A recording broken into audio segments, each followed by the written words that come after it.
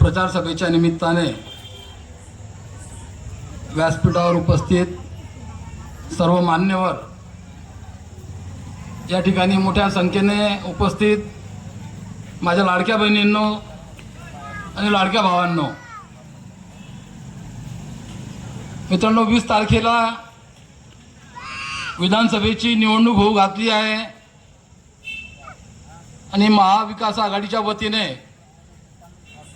वैशालीताई सूर्यवंशी या आमदारकीसाठी निवडणूक लढवत आहेत। या ठिकाणी एक आनंदाची गोष्ट आहे, माझ्या लाडक्या बहिणी मोठ्या संख्येने उपस्थित आहेत आणि सद्यस्थितीमध्ये हे महायुतीचं सरकार मतांची लागली कडकी म्हणून बहीण झाली लाडकी या पद्धतीने वागत आहे। या ठिकाणी माझ्या बहिणींना मी सांगू इच्छितो की ज्या दिवशी पहिल्यांदा 1500 रुपये तुमच्या खात्यामध्ये आले,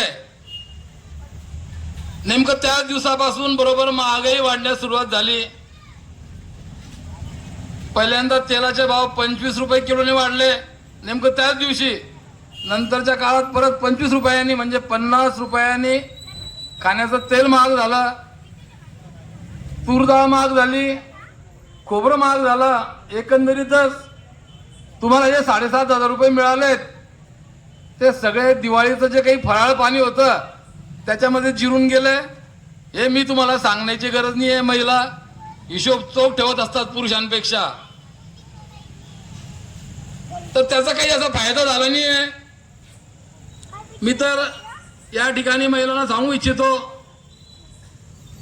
की तुमच्या घरामध्ये एकतर तुमचे वडील शेतकरी असतील किंवा तुमचा भाऊ शेतकरी असेल किंवा तुमचा पती शेतकरी असेल।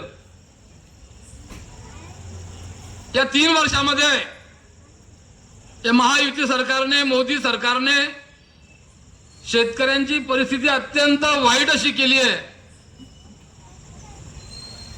या ठिकाणी मी स्वतः शेतकरी आहे। शेतीमध्ये तुमचे आमचे किती हाल पडत आहेत हे आपण उघड्या डोळ्यांनी बघतोय। कापसाच्या संदर्भात सांगायचं झालं